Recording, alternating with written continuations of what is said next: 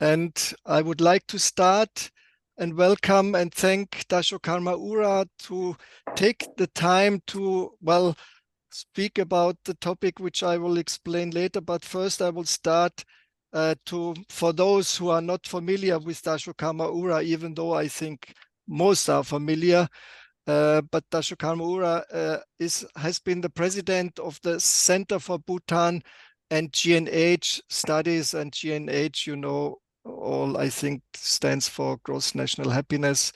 And Dasho Karma Ura has had this position since 2008. And this center has been at the forefront in promoting and deepening national and global understanding of Bhutan's development philosophy, GNH. And the center also has conducting multidisciplinary research about Bhutan. What I forgot maybe, but I learned that Dasho was a member of the Drafting Committee of Bhutan's first constitution, which was enacted in 2008. And this also is known, I think, has been awarded the Red Scarf and this title of distinction Dasho by His Majesty the Fourth King in December 2006 for his dedicated service to the country. Then on top, Dasho Karma has written several books, such as the most recent one, Bhutan, the Unremembered Nation, 2 volumes, very impressive. And then a number of other books, just to name a few, The Hero with 1,000 Eyes, Ballad of Pemi, Tshewang, Tashi, and so on. And so he's also a painter. And with this, I think, and so the works displayed in the National Monument at Dochula Temple and a piece I learned in the British Museum. And Dasho Karma has been a visiting fellow in various universities, including Oxford. And now, and that's our chance and opportunity, Dasho Karma is a fellow at the New Institute in Hamburg, in Germany, where he's involved in the program Conception of Human Flourishing, reformulating the SDGs, Sustainable Development Goals.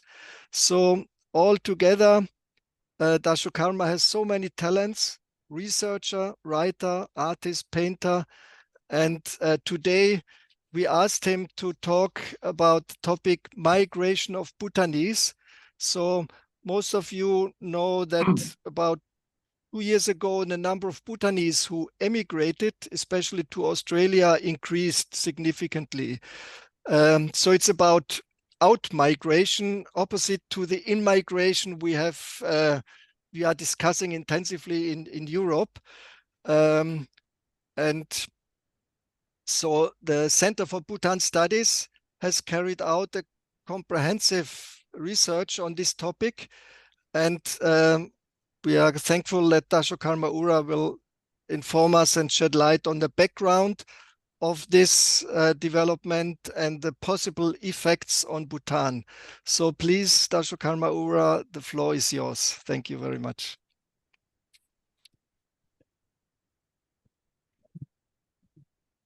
Can you hear me? Yes. Thank you, Reinhard, for that kind framing of the conversation today. And I'm very grateful for your initiative to have an encounter like this evening. It is your conception that we should talk on this, on a topic which is of great consequence to Bhutan, but have not received significant attention within Bhutan.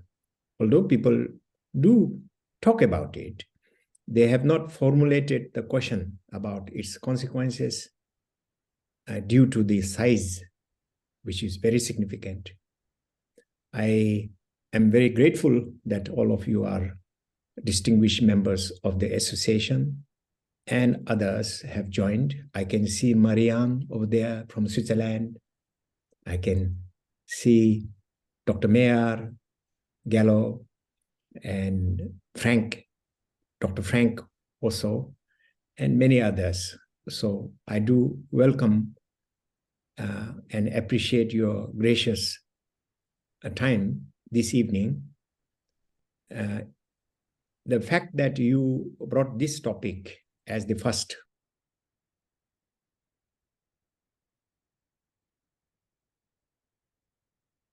So you are mute. You have muted yourself probably. Not sure whether or somebody. You have muted yourself, Dasho Karma. Oh, yeah, oh, now it's sorry. I've working. been speaking to myself so far. Yeah, no, just the last few seconds. Yeah, right. So I was saying that, your awareness of the significance of this problem will help also Bhutan cogitate or reflect on this. It is a very significant issue, in my opinion. And as I said, it hasn't received enough policy discussion within our own country. Of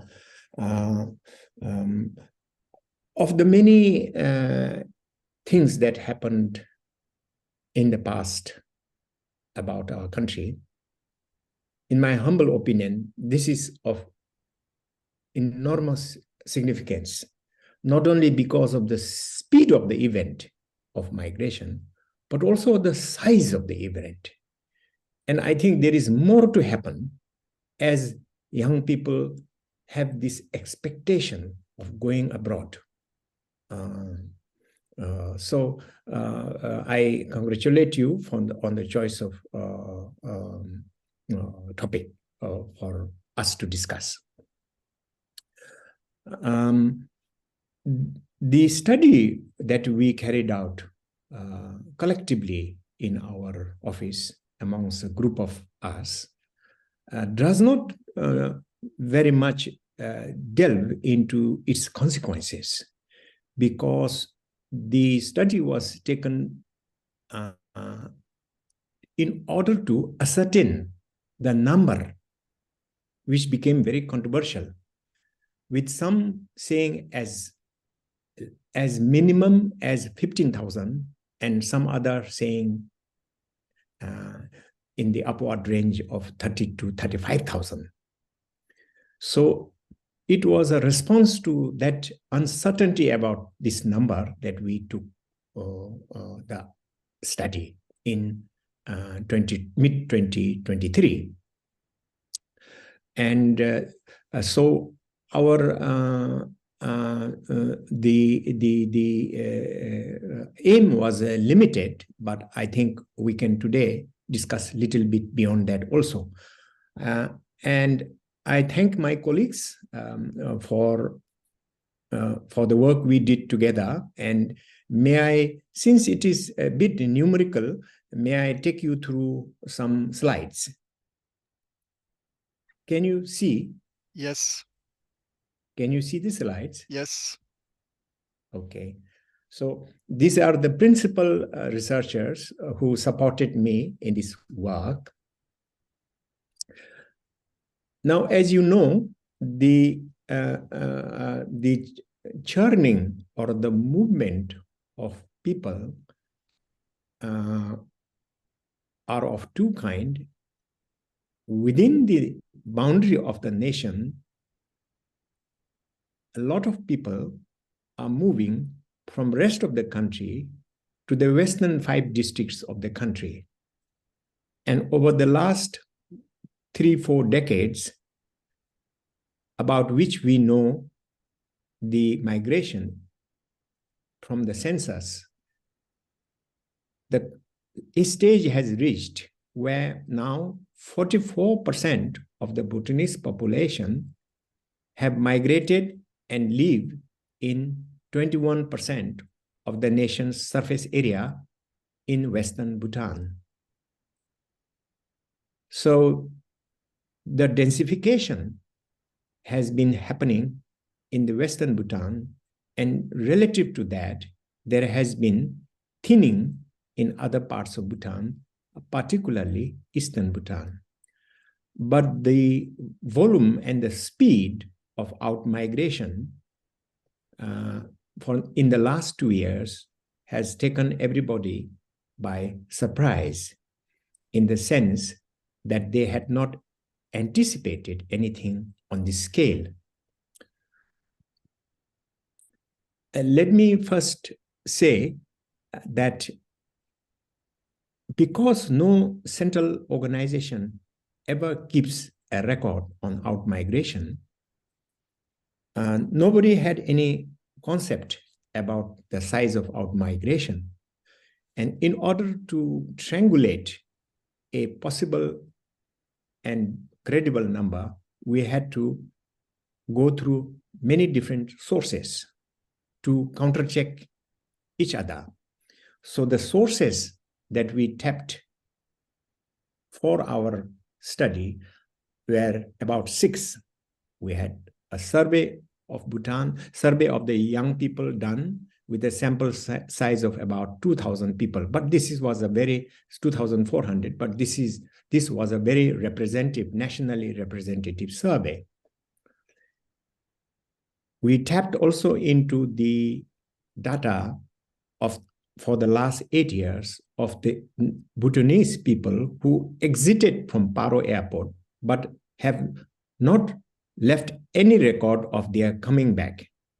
Of course, Bhutanese people depart from our country also through land routes, but we have no idea of the size of the people who leave from gateways like Phunsoling, Gyelephu, or Samduzongkha. So we could only rely on the Paro Airport data of the last 9 years. Then there is another set of data that is called the No Objection Certificate, especially required for people who go abroad and their potential employers seek some kind of affidavit or testament that the person is of good character. So that such kind of data has been accumulated for the last 5 years, and the size of the certificate issues are quite significant, about 36,000. The size of the people who left from Paro Airport and never returned for the last 8 years is about 50,000. The fourth source of information is about civil servants who resigned, and most of them resigned and left for jobs elsewhere. So that record is of the span of 11 years, and the size of the sample is about 14,000. Another kind of record which we looked and examined is the overseas employment people. This record is maintained by the Ministry of Labor, and they have maintained such kind of record for the last 9 years. And the size of the record is 9,000 people plus. But lots of people also leave for jobs abroad without ever going through this system. But there is no information on that. And so these 5 sources were mined and analyzed to come to an understanding of where people go, why do they go there, and from where originally they come from, which district they come from, what sex are they. So this kind of demographic information can be culled from these sources to arrive at a credible number. And lastly, we took a short sample survey, which could be very biased because it was an online survey of about 181 people. And the responses were mainly from male and mainly civil servants. Why do they go? To find out what was the push factors for the migration. So just to give an idea about the diversity of sources we tapped into to come to a credible idea about the size of our migration. But now I begin with this youth survey we carried out in the middle of this year.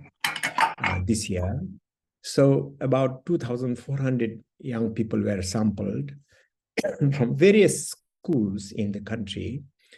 And we thought that the parent occupation can predict something about the aspiration of the young people.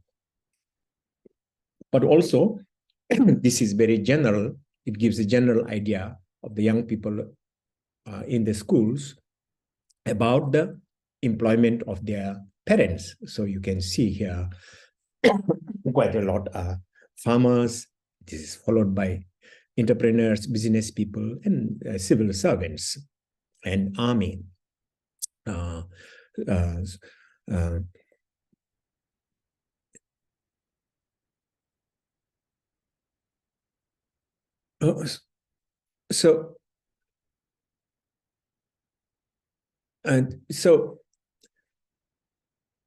when we ask the people, where would you like to work? In their awareness and their expectation, the role of the civil servants as job provider is huge. And armed forces is also like a civil service. So if you add this together, most young people think they will go to work in the army, police, or the civil servants where they can find white-collar jobs. So we can at once conclude from this that young people in Bhutan are not looking for manual work, skilled work, vocational work. Now, this has major consequences because civil service and armed force services not only provide status in the society, but also they are the best paid, except for the very top managerial classes in the businesses and corporations.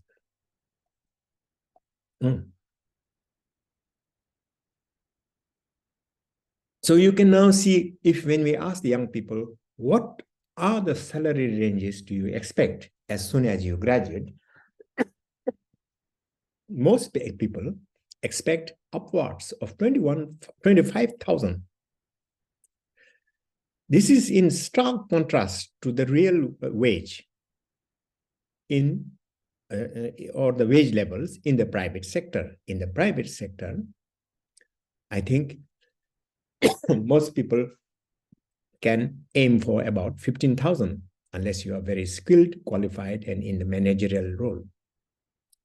So this gives us a clue why people are now disaffected in a sense from their aspiration join the army and the civil service, which are now reaching point of saturation and cannot take any large recruitment relative to the number of young people coming out of the school. And the low wages in the private sector. So, given this background, we ask people, where would you like to work, the place of work? And since civil service, army, etc., is centered in Western region, especially capital, most of them wish to be placed in the capital. And the next biggest block is really 21% of the young people want to out-migrate, go abroad to work. And as small as 14%, marginal size, say they wish to go back to the rural areas to succeed their parents' occupation. This is now the contradiction in Bhutan. At the moment, by residents, about 70% of the population is rural, and by occupation, about 56% of the workforce is in the agricultural sector. But the young people, only about 14% are willing to go back to the rural side. And here we then begin to see a big division in the image of the young people they have of the country. They are reluctant to succeed in the occupation, in the homes of their parents and ancestors. So you can now see that of the 21% who want to go abroad to work, Australia is the dreamland, the golden island that they all want to go, outstripping even USA. But this is at the beginning of this year. By now, I think that the ranking of Canada and the UK has gone up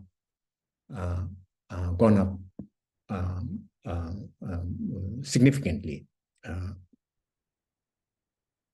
So the pressure of hope and aspiration is building up in the country. Now, I go back against this background, which is pertinent to the forecast of the future. Now I go back to explanation of how many people have left this country according to different sources, and we will come to a final number a bit later on. In the last 8 years, about 50,000 Buddhist citizens have left Paro and not returned. As I mentioned, this excludes lots of people who live by land, exit by land in southern Bhutan. They first go to Pinsoling, Samdujongka, Gelefu, and then they take trains to Delhi, Calcutta, and then from there they fly off to other countries.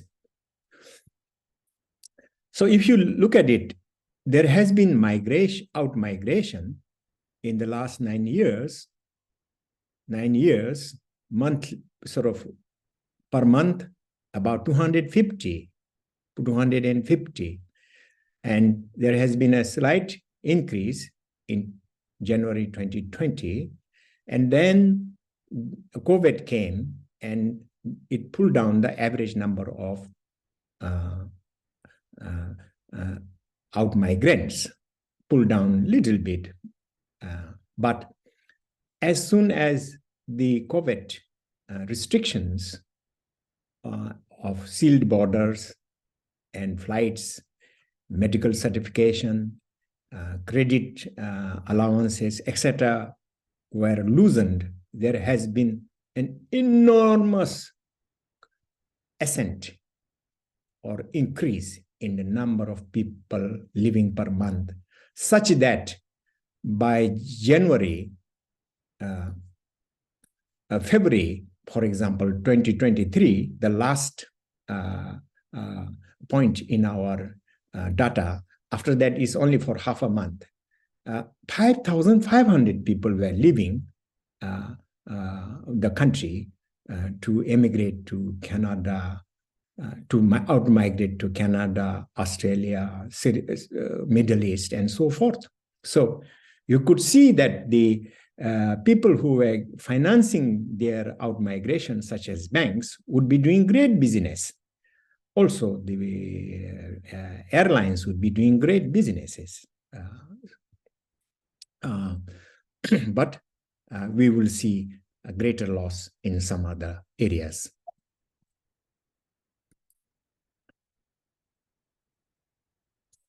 In most of these records, the destination records maintained in Paro Airport, destination is declared. But this is only not the final destination. So, for example, lots of people who out-migrated here to India would be traveling further on from India to Australia or somewhere else. India is not the final destination. So this sort of countries have been the mentioned destination in the exit chart, exit records.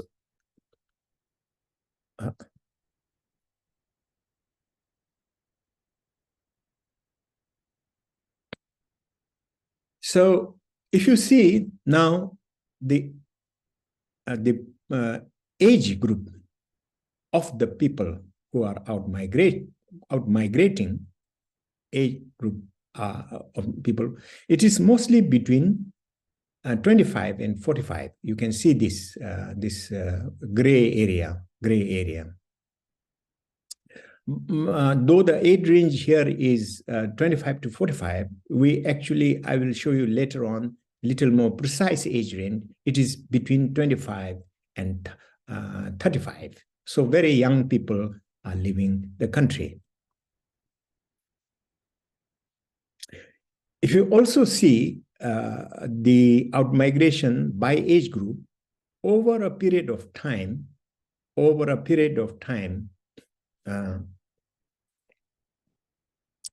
younger and younger people are now beginning to outmigrate.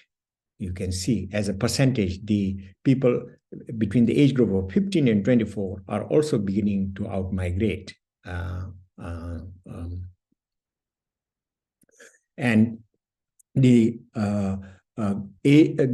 outmigrants in the age group of 45 and above are more or less, in fact, it has declined. It's almost constant. A small proportion, 5 to 6%. So that was about the age group. Now we need to know a little more, not only about the age, but about the gender composition and the geographic background of this thing, of the outmigrants. But that is not recorded in other data set. It is only recorded in what we call the no objection certificate that is useful to be produced when you want a job abroad. It's like a reference. So this is issued, this has been issued, and the record for the last 5 years, numbering 36,000 plus, give us really good sample. Now let us see that the trend again. So it's a yearly trend, January, February, monthly trend since 2021, a very recent trend. You can see that after the restriction of the COVID has been lifted, the number of people who apply for no objection certificate shoots up. But to go abroad, you need quite a lot of money to pay to the institutions where you are applying for enrollment to study, while hoping also to work part-time to make for a little bit of money. And finally, after you complete this study, you hope to work full-time in order to pay the loan you have taken from the various banks in Bhutan. So when the banks stop giving money, you can see the wave of outmigration also is pulled down. Like here, Tashi Bank stops education loan. Tashi Bank starts education loan, and then this curve again goes back. So it is in response to that. In addition, we have information from the medical checkups, because medical certificates such as tuberculosis medical testaments are crucial in processing the visa. So you know also from medical certificates that the numbers have been growing up monthly. And lastly, some people like to take their spouses, and the courts have to issue the relationship certificates. And so that is also going up. Now, one of the phenomena we observe from the outmigration is not only that young people are leaving between the age of 20 to 35. This is the this is the almost 30 to 35% of the outmigration is composed of people in this age group. But it is not only the young, it is more of the young females who leave the country. And that would, of course, mean to you, as you all know, two things. One, the caregivers of the aged, of the very young, we know from GNH study that the burden mainly falls on the young ladies. And so that is being emptied, or that is being more absent, or that is being the supply for social care is being reduced. At the same time, these are otherwise a highly marriageable age group and a highly fertile age group. So when they go abroad, they postpone this kind of decisions, and therefore it is quite certain that the level of fertility in the country will drop. On the other hand, single life for a longer period is being imposed. And single life, as far as we know from GNH studies, is stressful. Loneliness is always stressful unless you can tackle that through other highly trained method of mind control through meditation and such things. So younger ladies are leaving the countries more than younger male. Now, this is a very interesting thing that we cannot know this kind of information unless we backlink with the census data, taking the census ID, and we did this work so as to investigate which are the places from where most people are migrating. I already prefaced my discussion by saying that within internal migration, rest of the Bhutanese people, younger ones, are migrating to Western Bhutan. Partly because the slope of development, the development is much higher in terms of material attainment in Western Bhutan. That is why they are coming there. Can we also assume this to be true? Is it true that people who migrate to Australia, Canada, UK, Middle East, Japan, so on and so forth, are mostly from poorer part of the Bhutanese landscape, such as Eastern Bhutan? This doesn't turn out to be true. It is very counterintuitive. In fact, the people who migrate are mostly from rich districts like Punakha, Ha, Bumthang, Paro, and Thimphu. As you can see, 11% of the population of Thimphu have applied for this no objection certificate and possibly left the country, because about 95% of the people who apply leave the country. From Bumthang, at about 8%. So the relative contribution of wealthier districts is to the outmigration is much higher. The way to understand this is that to outmigrate also, you need more wealth. You need income to finance your studies first. Significant amount of capital flows out of Bhutan. I calculated that in the 3 months in Bhutan, about 5 billion has gone out of the country.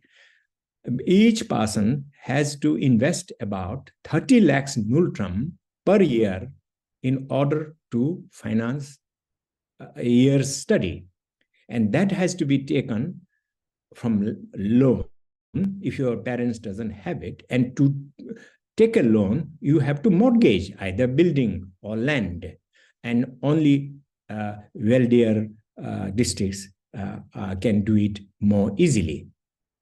So you can now see that by proportion, from where outmigrants have applied as a proportion of population, 8%, this area. So it is this area, Bumthang, sort of contributing more people as a percentage to outmigration. So this is the same information now.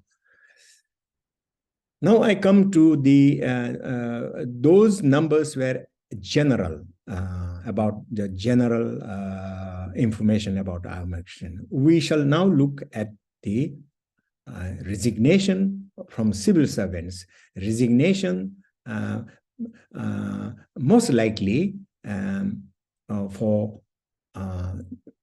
outmigration abroad, because civil service is the most qualified section of the population in this country, most experienced part of this country in terms of employable skills in Australia or elsewhere. So the information here is about 13,000 people who resigned, who were retired, who resigned, or who were relieved from the civil service. About 13,000 over the last 11 years. But since 2022, 33,000 professional levels civil servants have resigned to emigrate.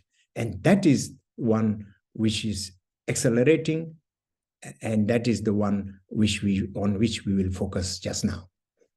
So you can see again the civil service resignation trends. About 100, 150 have been resigning every month since 2018. But you can now see that since September, October, the numbers have shot up,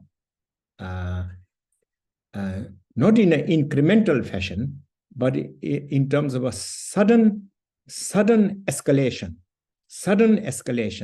And there are some reasons for this. In March 22 and April 22, the civil servants announced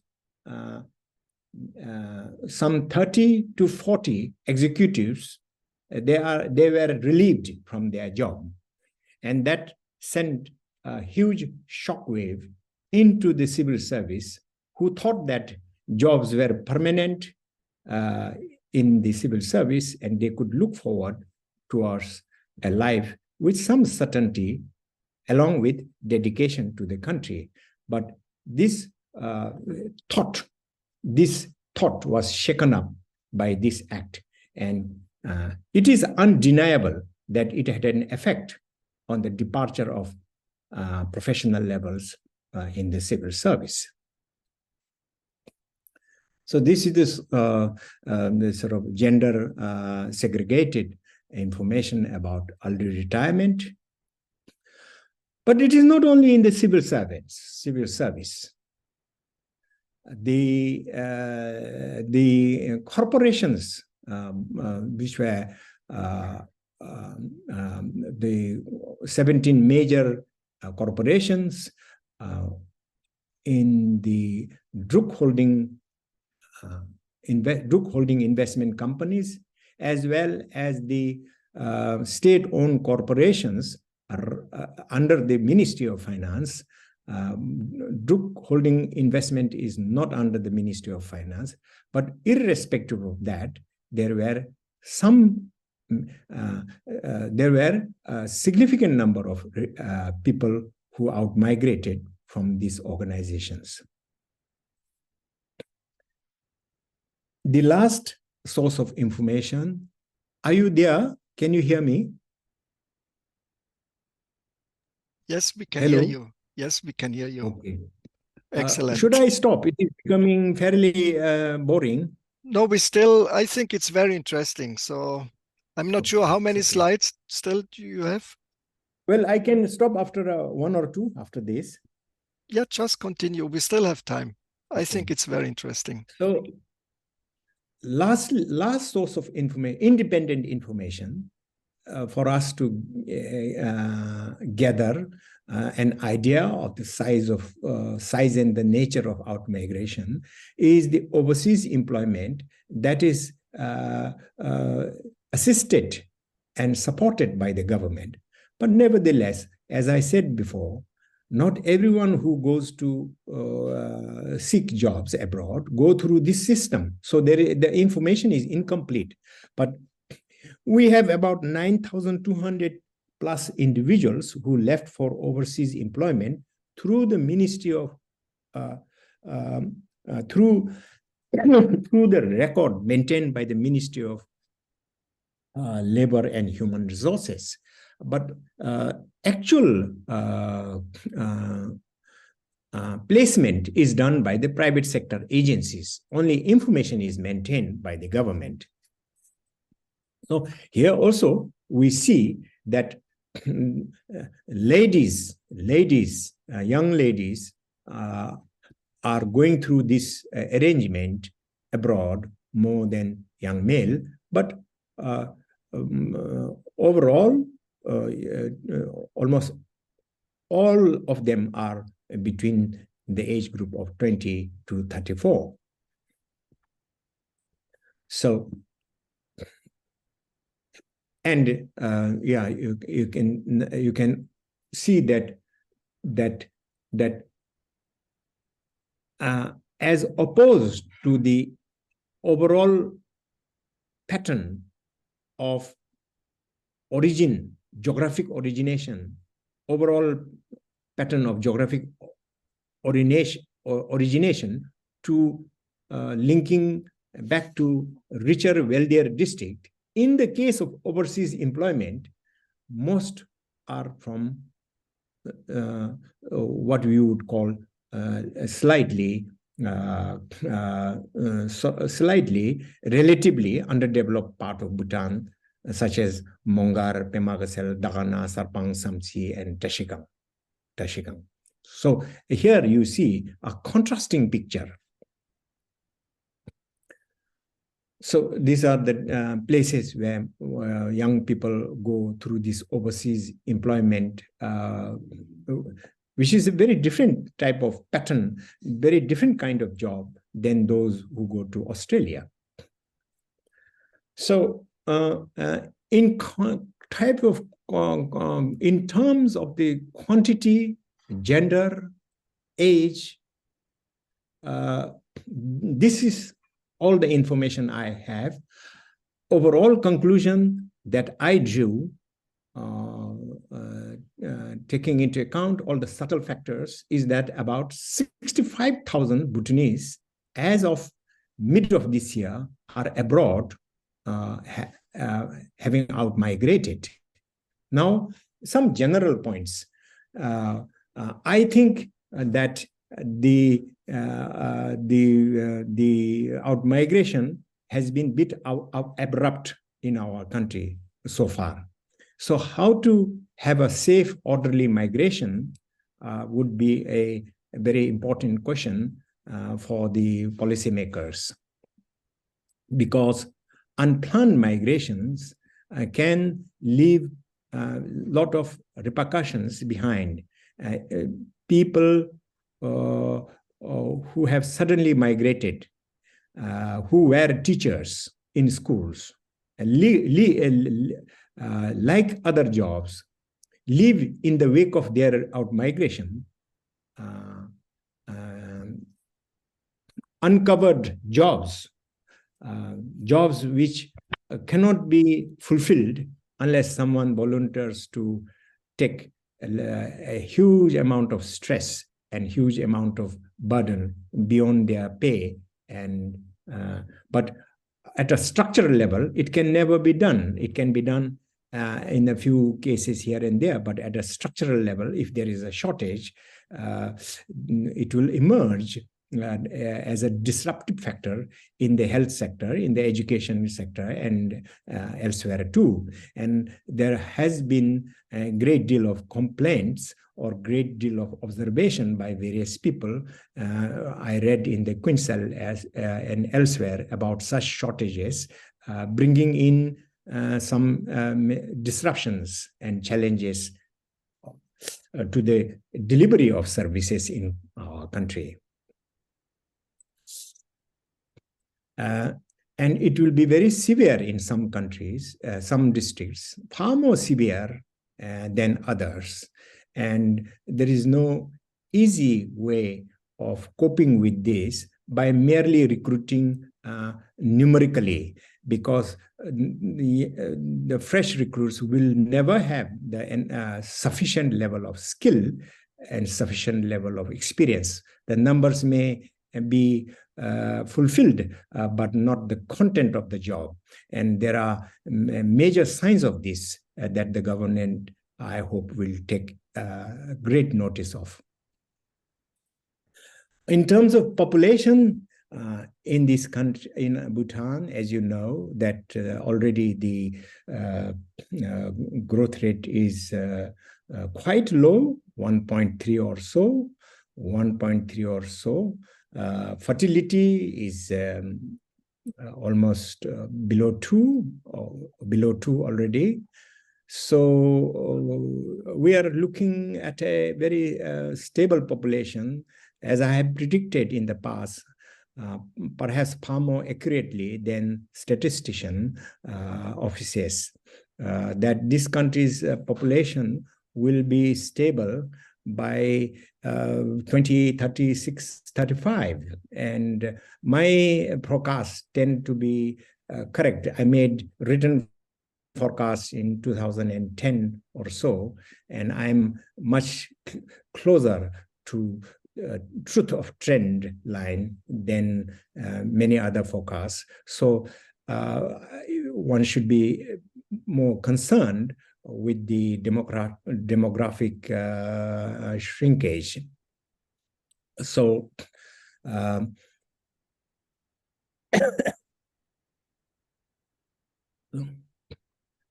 so now the fact is that in the country, net increase in the population was about 5,000 net increase. I'm talking about net increase. About 12,000 babies are born in a year. Babies are about 5,000 to 6,000 people die in a year. Of course, that trend is affected by number of accidents, number of disasters, etc. But net increase in the country is only about 5,000.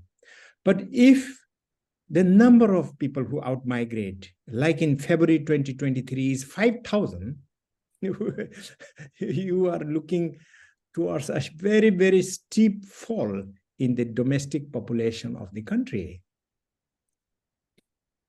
So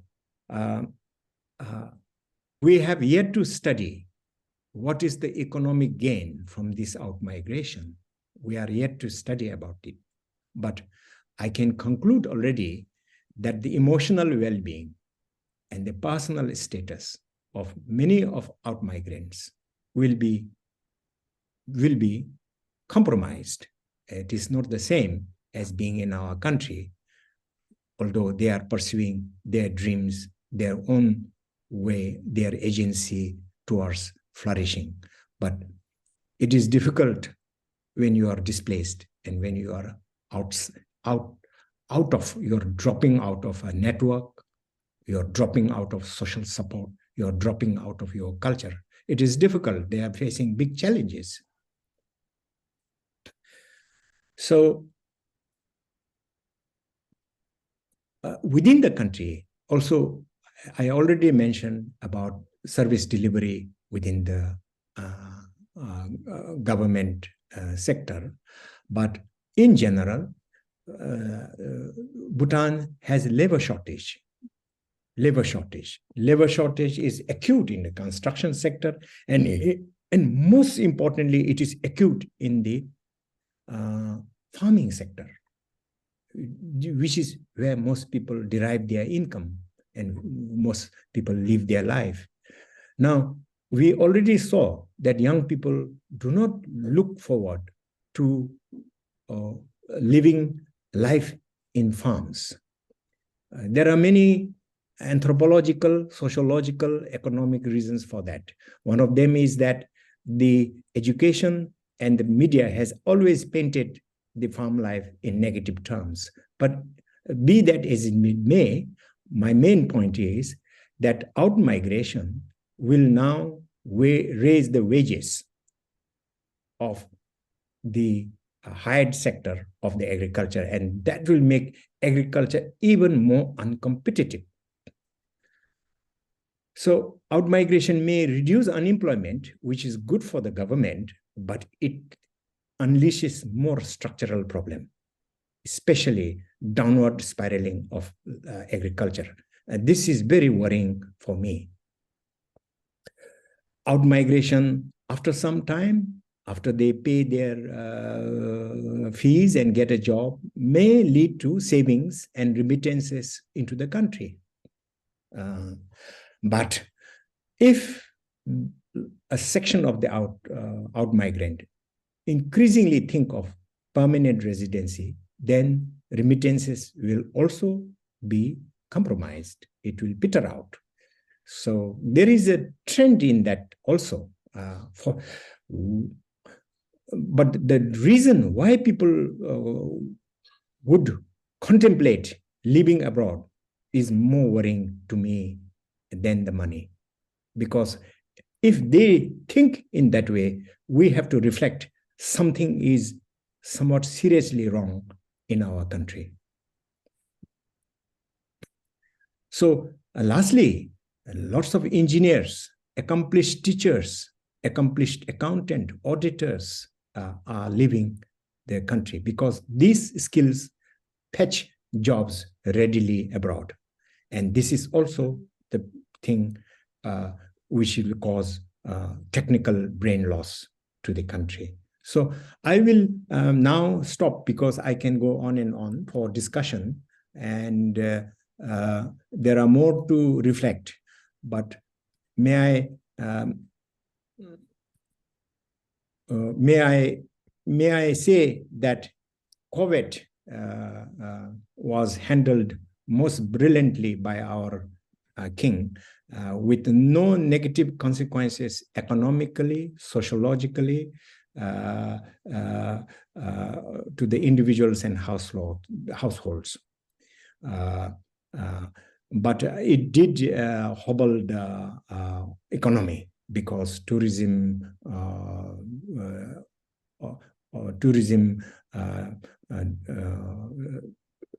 hit almost non-existent level. Businesses depended on tourism went down. But we hoped that after that, there will be a reversal in the economy. But some changes in the tourism policy initiated by the government and some other changes, such as reform, though full of good intention, also imparted a negative effect. So the aftermath of COVID, which we handled brilliantly well, unexceptional in the world due to the leadership of compassion by His Majesty. But now I think we are on the eve of 13th five-year plan, and we have to look forward to great ideas and assistance from all around the world to put Bhutan back where it was, on a flourishing path. I stop here and expect question and discussion. Thank you so much. Yes, thank you very much, Dasho Karma Ura. This was really a very rich presentation, and also I think the last slides have been quite useful, so it was worthwhile to go to the end where you also show the possible consequences. So I would like to open the floor for discussion. As you can see, I just as an example, I raised my hand. So if you have any question or comment, either if I can see you, raise your hand in the monitor, or just with this function that you just, there is for the German, there is a tool, reactions, and if you click on this, then you can raise your hand. So if there's any question, please raise your hand. And in the meantime, just also, you also mentioned the impact of out-migration to the health sector, and I also read in Künzel that there's a shortage. It reminds me that in Germany, we have been looking and are still looking for health workers, in all sectors, and even some organizations have been looking to Bhutan to recruit. But now it's a question whether it's useful, so whether the negative consequences for Bhutan are there if we recruit health workers from Bhutan. So any question, any comment? There's a question in the chat. In the chat. Yeah, please, can you read it? Yeah, of course. Have your team made any guesstimate of what % of the data you found accounts for actual out-migration? An example, what % of the iceberg? Younger people going for education are more likely to travel formally and require NOC, while older people travel informally by land, etc. What percentage of the young people, you ask? What percentage of the data you found accounts for actual out-migration? What percentage of the iceberg? Younger people going for education are more likely to travel.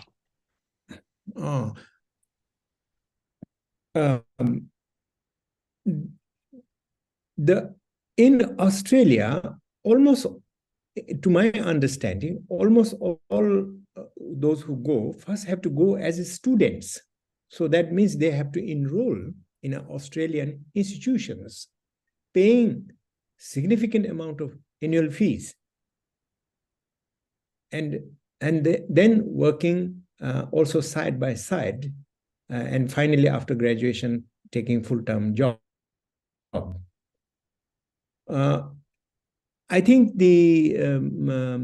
what is the percentage of young people depends on what is the definition exactly you adopt. As I showed, from many samples, 6 samples we have, and almost 85% of out migrants are between the age group of 20 and 35. Okay. So we have other. But if you're asking for the total number of people who have left, if you are asking for the total number of people who have left, my guess, since we did this study, the departures have been steady. But this is not quantified. That what I call a steadiness is not quantified. What we hear is that the airport in Paro is always full of young people. And I witnessed a few times that myself. So it is highly probable that every month about 400 people are leaving Bhutan, every 400, 500. At the peak, as I said, it came even to 5,000. So the yearly waves go in 2 cycles, the December cycle and the June-July cycle, because these are the 2 admission times in Australia. Okay, so I think now more questions are coming in also on the chat, but I first would like to ask Dr. Klein, who raised a hand, please. You can unmute, yes. Yeah, thank you very much for this extremely insightful presentation. Question number one, do you think that within this migrational process, there's also a chance for circular migration? That means that after a certain while, people from Australia or other countries are returning with better skills, more work experience back to the country. Do you think that will then create a positive effect? And question number one. Number two, what do you think are the expectancies in the different countries? That means, do you think that a doctor or an engineer going to Australia will see a different setting than a engineer going to, let's say, the Far East? Or do you think that completely different skills are going into different directions? That means more doctors and engineers to Australia, United Kingdom, and so on, and perhaps less qualified people more to the Gulf region states. Thank you. The last question is, it is possible for me to answer, and it is very straightforward, as everyone knows, that the Middle East is the destination for not highly qualified people, not highly qualified professional people. They work in help, domestic and care sector. But Australia is a whole range of people go to Australia, but I think the highly qualified professionals like engineers all, in my estimation, go to Australia, not to the Middle East. So the Middle East draws a different section of out migrants compared to Australia.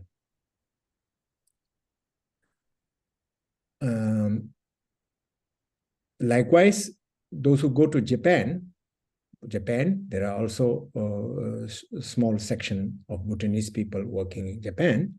They are also in the construction and transport and delivery sectors, for example. Now, whether the optimistic view is this circulatory migration, that they will go abroad, top it up with knowledge, insight, and skills, and come back and plow it into the country. That is the hope. That is the hope.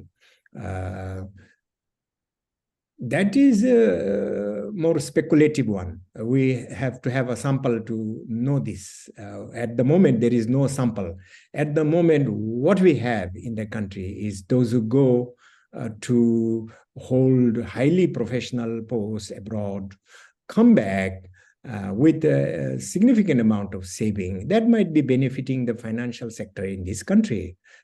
Definitely so, bringing liquidity, which can be lent out and so on and so forth. But what we see is also that the real estate sector develops from their return, because they build houses, etc., for leasing and renting. So they do become rentiers at the end. I have not seen that they take up big social roles after that. This may be a next stage in the evolution of Bhutanese professionals. But to do that, the structure of society also has to change a little bit, you know. But at the moment, the openings are not so great, so they go into that kind of thing. You would find that elderly civil servants and highly qualified and experienced people have become hoteliers towards the end of their life. That is not exactly continuation of your insight and experience. Thank you. So I saw Annalena Lohaus raise the hand and now it's dropped. So you still have a question? Or? No, it was answered. It was this question of how savings of people who go abroad, how that also impacts Bhutan. So that was already answered. Yes. Okay, then I have Sange Sangmo, and then after this I will turn again to the questions in the chat. So please, Sange. Thank you very much, Dasho, for your insightful presentation, La. I'm a student in studying at University of Kassel in Germany. I really found your presentation interesting. There is this shift, very interesting shift, the migration shift from Eastern Bhutan to Western Bhutan. Meanwhile, people from Western Bhutan are outgoing, like flowing out of the country. So in a way that people moving from Eastern Bhutan are filling up the gap that like job opportunity that the Western people who left to the Australia, for instance, like this kind of job that they left as a vacant, they are filling up this kinds of position. That's what I can imagine. So I would like to know your opinion on this situation currently that's happening in Bhutan. Thank you, La. Yes, I think the more of this is to be expected in the future as in the past. I'm hoping that there will be a radical government that will change this scenario and develop Eastern Bhutan hugely compared to the rate in the past. Government has done as much as possible, but the rates have to be changed. You have to accelerate in the Eastern Bhutanese sector in order to stem this migration. But in the meanwhile, as you said, this cycle seems to, maybe this cycle will go on for some time. So as those who become very aware and knowledgeable about and know how to fill the forms and have the connections, relatives abroad to encourage them to come, they will leave Western Bhutan, and then the Eastern Bhutan or elsewhere Eastern Bhutan percentage is higher by 2-3%, but from all over Central and East, also they are coming to Thimphu. So they will come to possibly to climb income ladder. And those who are out migrating is climbing even further the income ladder by going abroad. So it is this long high income ladder each one is trying to climb. Whether it is climbing skill ladder, I do not know. I have no evidence yet. There must be a skill climbing, ladder climbing also, but definitely income ladder climbing is going on. And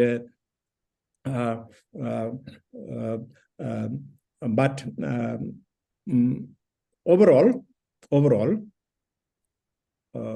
inflationary effect within the country is going to be seen, because the wage will go up. Some remittances are coming, but labor is short. And in order to pull them out of agriculture, more has to be offered.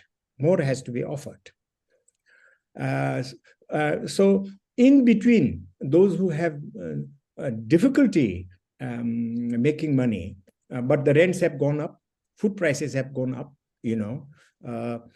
so this presents a very paradoxical situation. In order now for my family to pay this high rent, high income, high food prices, I have to migrate and make more money. This is a new samsara. Thank you. And if I have to build a house, I have to make even more money by working harder and harder elsewhere in the world. Yeah. So we have to try a different type of economy instead of relying on this.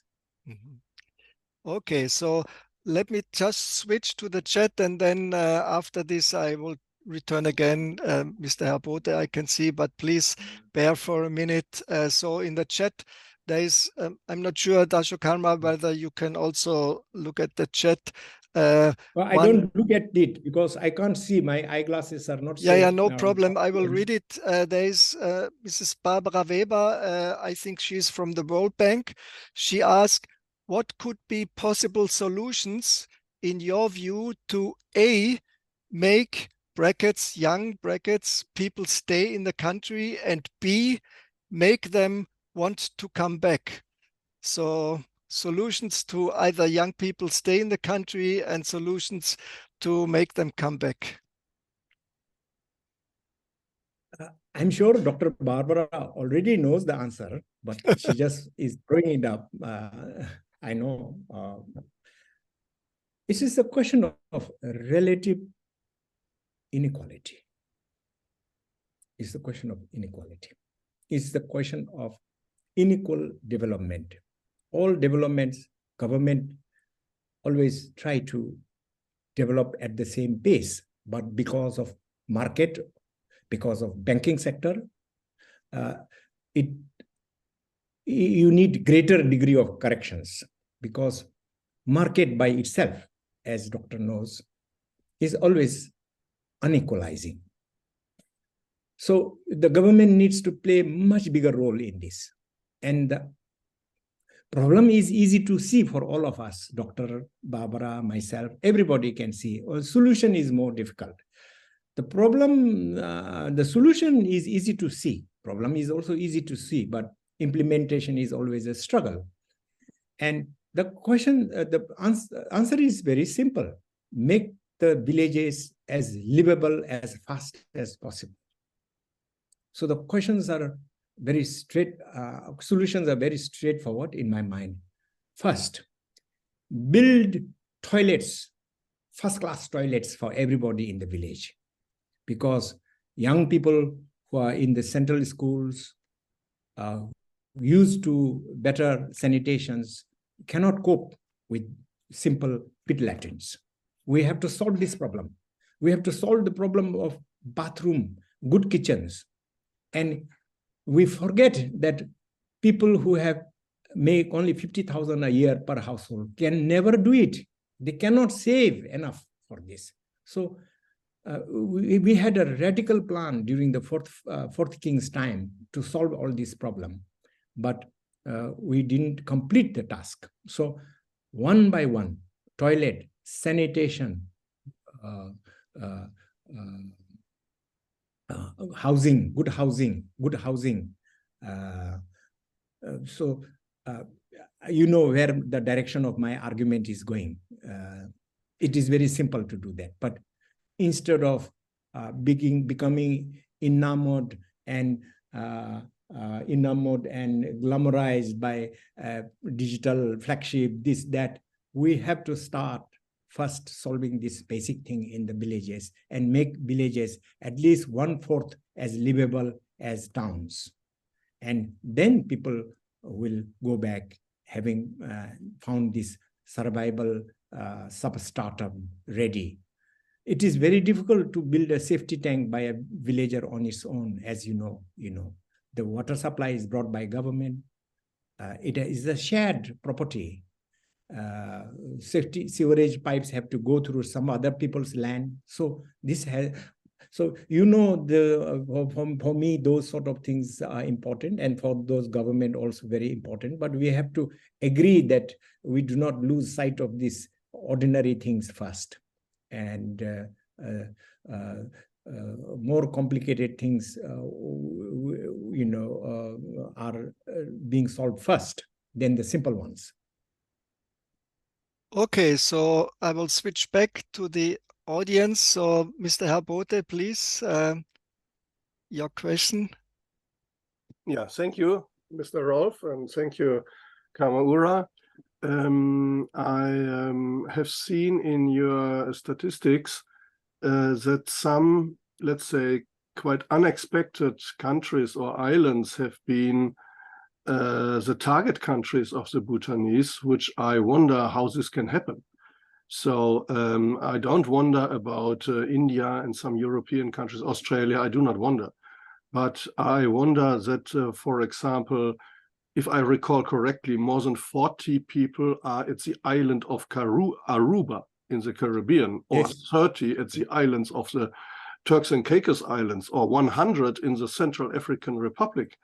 This to me Yes. does not make sense. It only makes sense to me if there are non-serious working recruiting agencies attacking Bhutanese young people and promise them the solution for their problem somewhere else, which maybe can happen in Aruba, but not in the Central African Republic. And I think Mr. Wolf can sing a song about it. Yeah.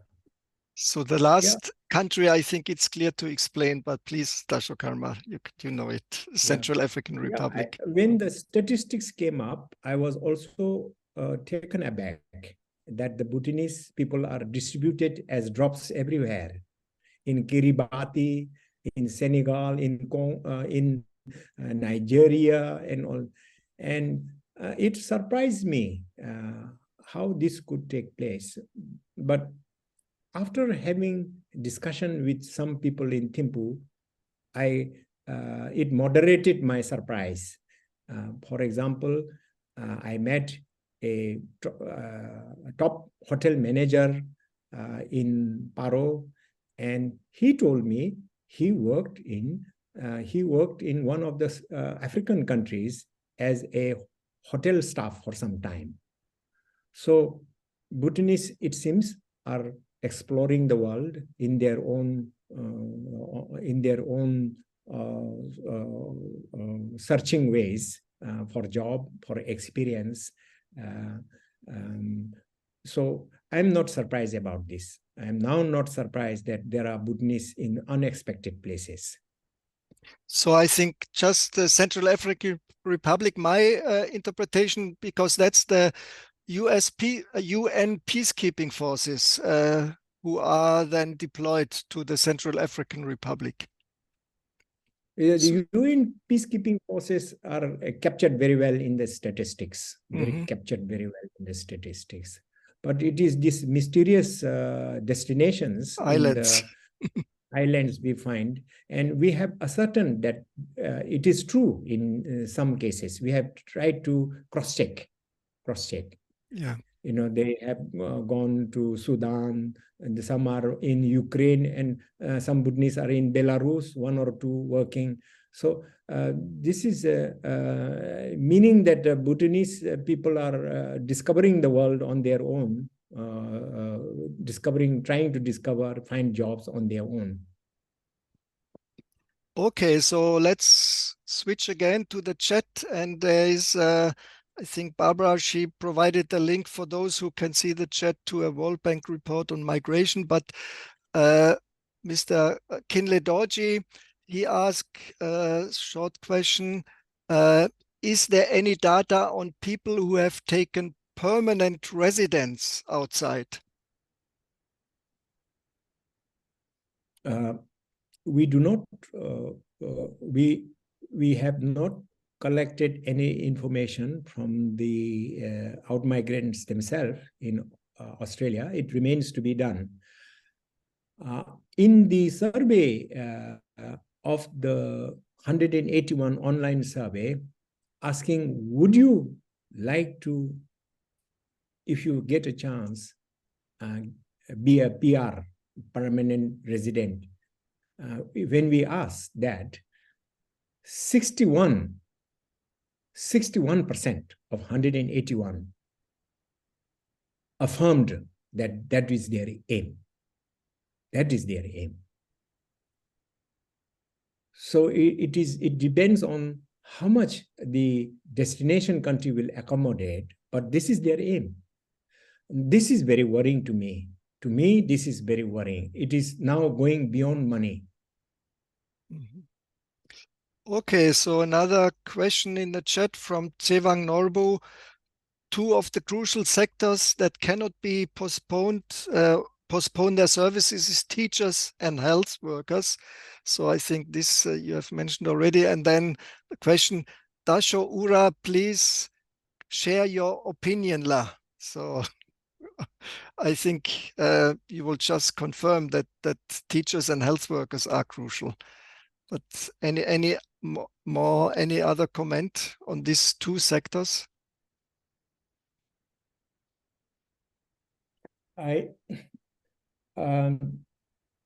The education one in the country has been a center of debate about quality, that the quality of education argued by some is extremely mediocre and countered by others as excellent, depending on the standard they adopt. Those who argue that is excellent is comparing to some lower standard, and those who say that it is mediocre is taking some universal standard. So there has been a big ongoing discussion without finding a consensual solution to anything. So we have had this for a long time. In the meanwhile, as you rightly pointed out, the withdrawal of teachers to migrate to Australia is being acutely felt,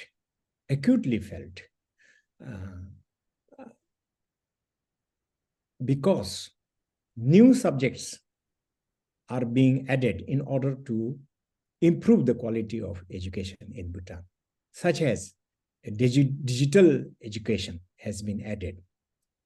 And last time, one of our researchers went to a place in Punakha, and this is not an anecdote, this is a real encounter. And the digital teacher had migrated to Australia, and the digital class is being held by a Dzongkha teacher. And so you can see now the challenge has become quite acute in many places in education. As I mentioned, this is not going to be solved by merely recruiting numerically to fill the post. This is not going to be solved. Mm-hmm. So I think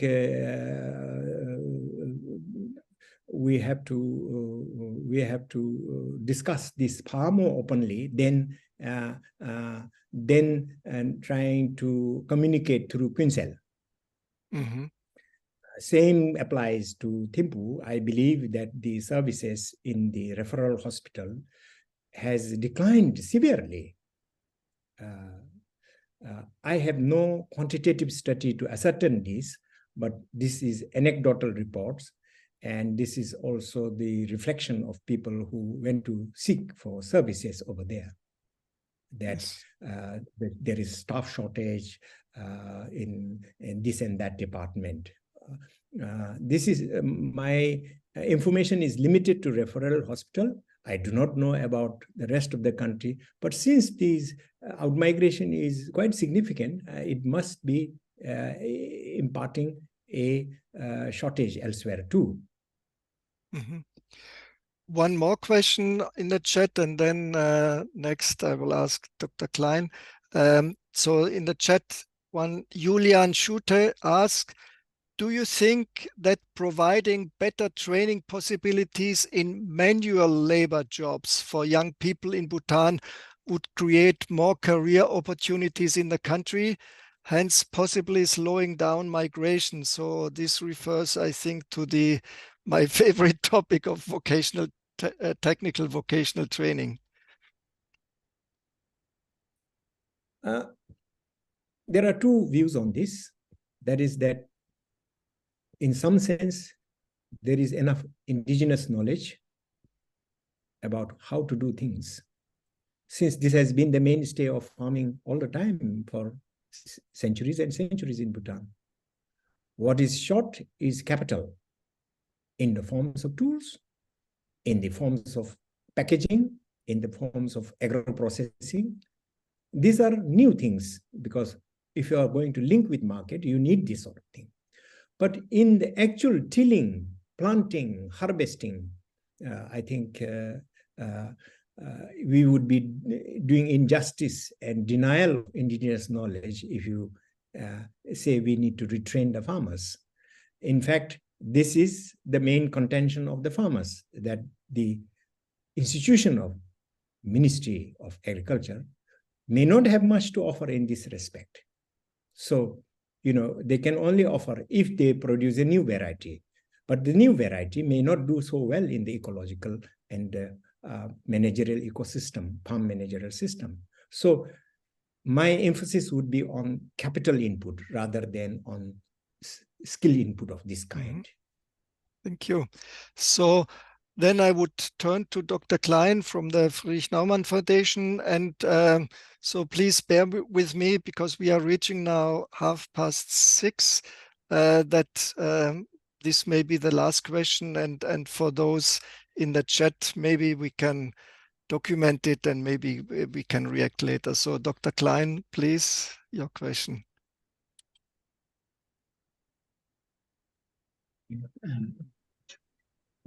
Question number one is your voice is a little bit low, but okay, I try a little bit louder. It's better.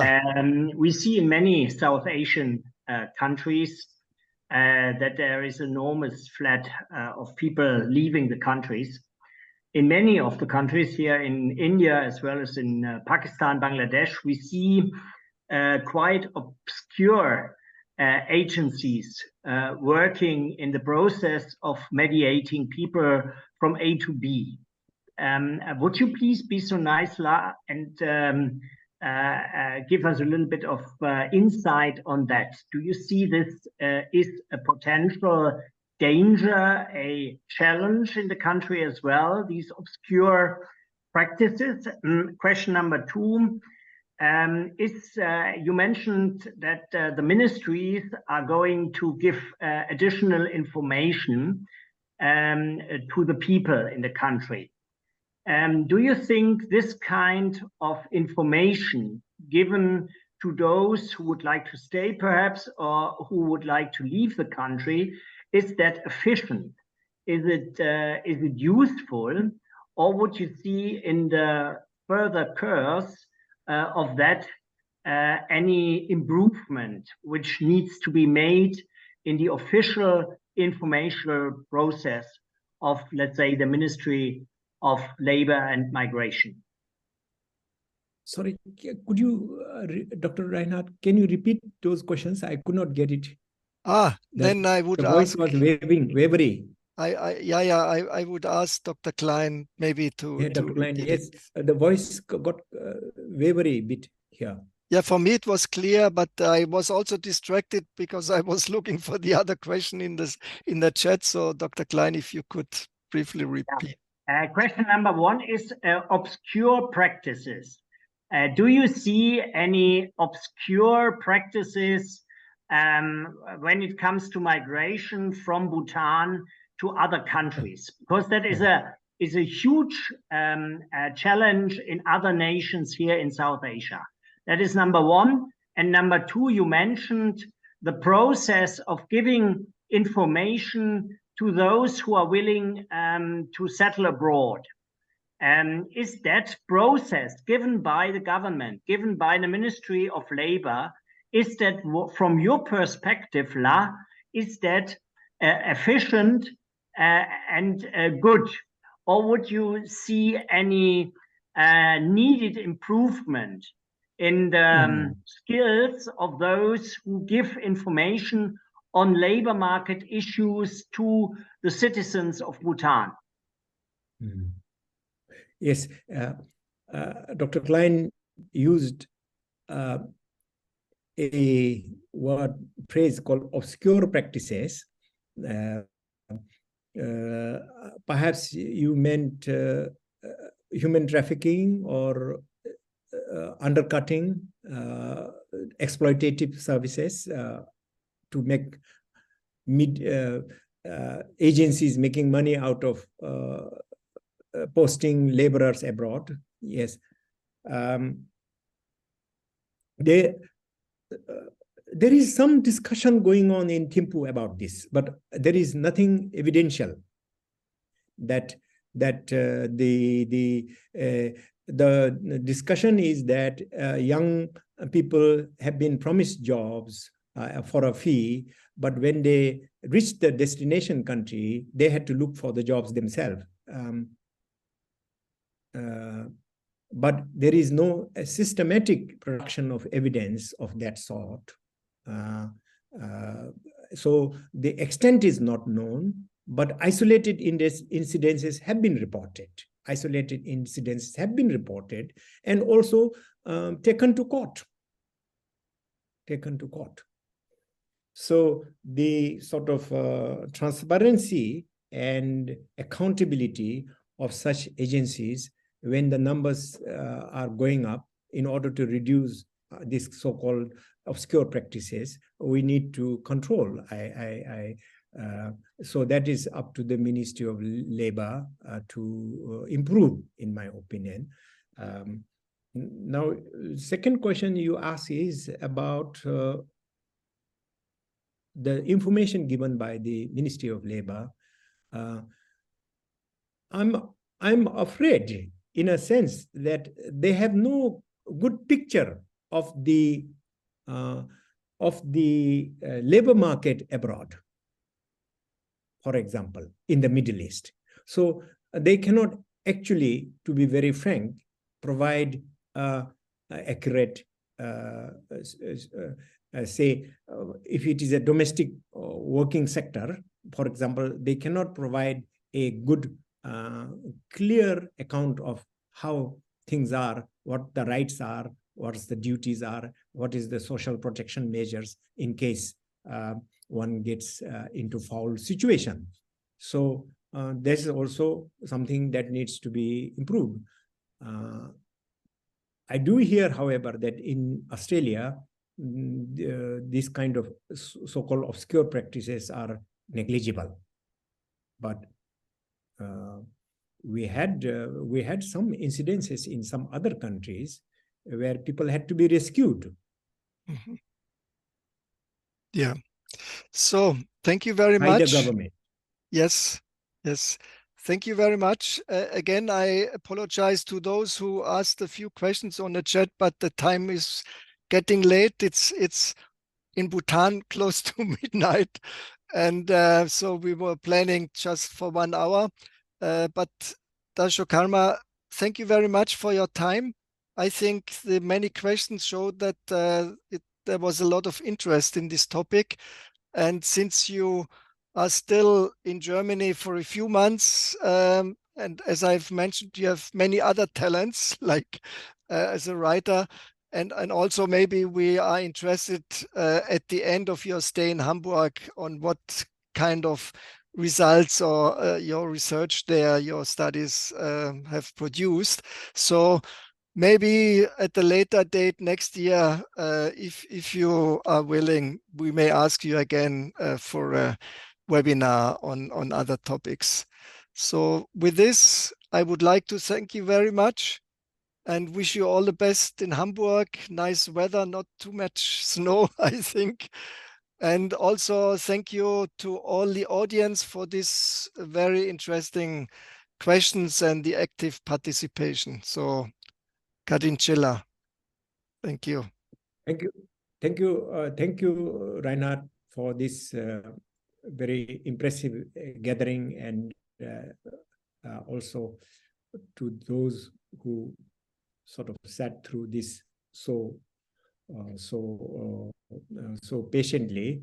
I am sorry I could not bring you up to date on everything, but I'm always willing to share whatever little is possible from my side. So please do not hesitate, not only one, but any number, if you can tolerate, any number on any subject. Yesterday here in the Institute, I presented my finding on the first revolutionary figure in the Himalayas, a lady known as Yishi Sogel, with my drawings and commentary, taking deep into the what is the notion of flourishing that is at the core of a Buddhist society. So if you want to listen to that also, I'm ready to talk about anything. One of the unwritten job we should take is really informing the members of our Bhutan society everywhere. This is our duty. We are very happy to do this. Please do not hesitate. Yes. Thank you very much. Thank you very much. And we are very grateful. And this is express an offer. So to the audience, if you have topics you are interested, just send it to us. And then we will contact Dasho Karma whether there is any chance to have him again. So thank you very much, Kadinchela. Thank you, La. Thank you. Bye-bye. So I will close the meeting now.